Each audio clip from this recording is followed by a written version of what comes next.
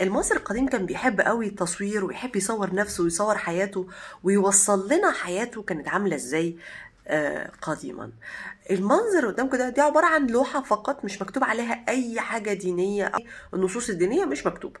هي عبارة عن صورة مرسوم عليها شخصين قدامهم شخصتين. الشخصين دول كانوا عايشين في عصر الملك أخناتون، وكانوا عايشين معاه في تل العمارنة. اللوحة دي موجودة حاليا في متحف سان دييغو. بس أنا عايزة أوضح لكم حاجة، عايزة أوضح لكم أسامي المصريين القدماء، عشان في ناس لغاية وقتنا هذا مش عارفين أسامي المصريين القدماء كانت عبارة عن إيه. تعالوا نقرأ ونشوف. الشخص ده اسمه يايا. كان اسم موجود عند المصريين القدماء وكان اسمه منتشر يايا. هتقولي لي معناه ايه؟ لا، هي اسامي بس كده لفظيه ما فيش فيها اي معنى. اما الشخص ده اسمه منا. وممكن يكون اسمه مينا، مش عرفنا يعني، ما يمكن يكون النطق بتاعه مينا بس هو مكتوب منا. زي ما انتم شايفين الشكل بتاعهم بسيط قوي.